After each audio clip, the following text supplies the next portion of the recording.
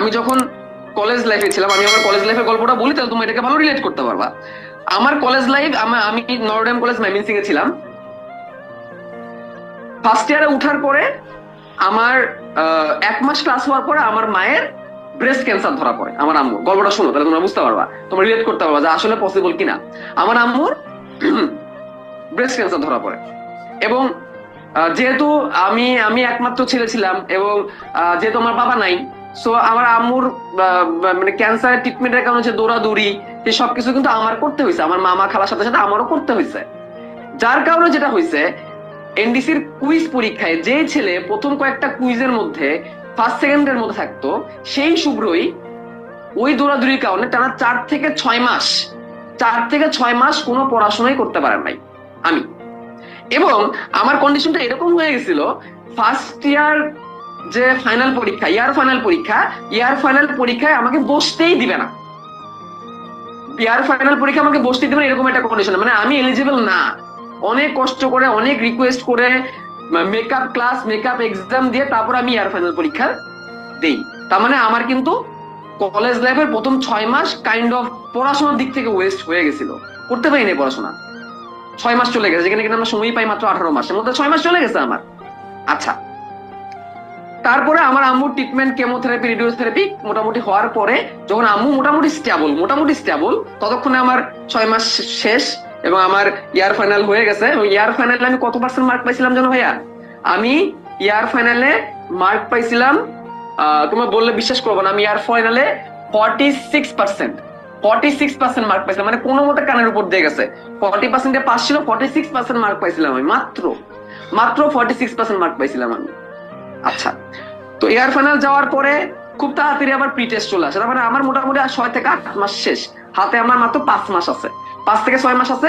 এই 5 থেকে 6 মাসের মধ্যে আমাকে সব পড়তে হবে, আমাকে সব শেষ করতে হবে, মেডিকেলের জন্য প্রিপারেশন নিতে হবে এবং ভালো রেজাল্ট করতে হবে। দিনের মধ্যে 4 ঘন্টা বলে আমি 2 ঘন্টায় বায়োলজি পড়তাম।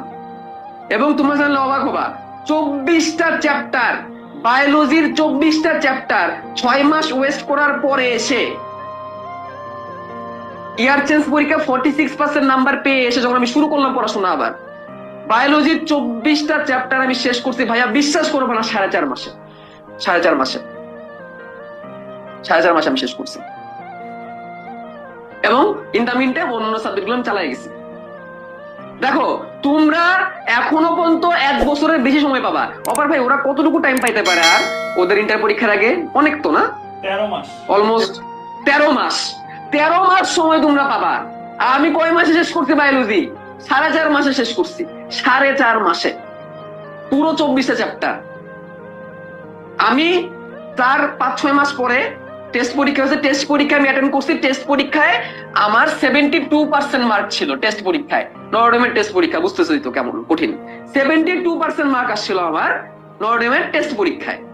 তারপর টেস্ট পরীক্ষা শেষ করার পরে আমি ঠিক করলাম জীবন এসপার না হলে ওসপার, আমার এনি হাও এ প্লাস পাইতে হবে। এ প্লাস না পাইলে আমি মেডিকেলে ভর্তি পরীক্ষায় আগে থেকেই পিছায় যাবো, কারণ মেডিকেল ভর্তি পরীক্ষায় এসএসসি জিপিএ থেকে আসে 75 মার্ক, এইচএসসি জিপিএ থেকে আসে 125 মার্ক, আর 100 মার্ক হচ্ছে ইয়েতে এই টেস্ট পরীক্ষায়, মেইন পরীক্ষায়।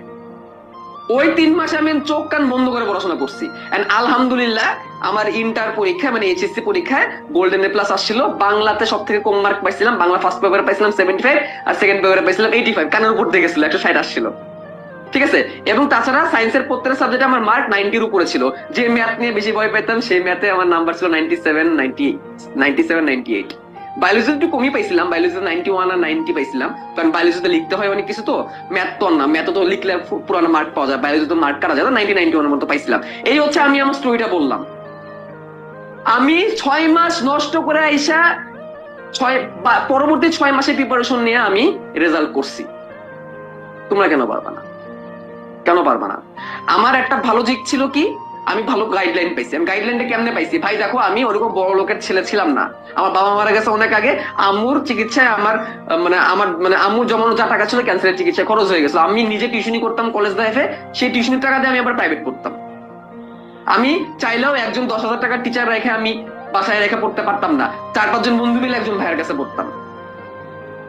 সো আমার পক্ষে ওই গাইডলাইনটা জোগাড় পাওয়াটা খুব কঠিন ছিল। আমার ফ্যামিলি থেকে মানে মেডিকেল ব্যাকগ্রাউন্ড ছিল না, বেশিরভাগই যারা আছে কাজিন আছে সবাই ইঞ্জিনিয়ারিং ব্যাকগ্রাউন্ডের। আমি নিজে কি করতাম জানো, আমি নিজে সিনিয়র ভাইদের কাছে যাইতাম। আমার এক কাজিন ভাই ওই সময় মেডিকেলের জন্য প্রিপারেশন নিচ্ছিল, তার কাছে আমি যাইতাম। তার কাছে যায় সে ওই সময় সম্ভবত রেটিনা আর মেডিকোতে কোচিং করতো, যে কোনো একটা দুটো জায়গায় কোচিং করতো। উনি কি কোচিং করতে সেই শীট আমি নিয়ে আসতাম, নিয়ে এসে আমি আমার বইয়ে দাগাইতাম। উনার বইয়ে না আমি নিজে দাগাইতাম। কারণ বায়োলজি না হয় একজন ভাইয়ের কাছে পড়ছে, ফিজিক্স কেমিস্ট্রি কি করবো, উনার কাছ থেকে এনে আমি বই দাগায় দাগায় পড়তাম। এমনকি আমি নির্লজ্জের মতো চলে যেতাম কোচিং সেন্টারে, যা বলতাম ভাইয়া কিভাবে পড়তে হবে, কারণ আমার তো কোচিং সেন্টারে ভর্তি হওয়ার টাকা নেই। 16,000 টাকা আমি কোচিং সেন্টারে ভর্তি হতে পারবো না। আর আমি তো তখন তো আমি অ্যাডমিশন ক্যান্ডিডেটও না।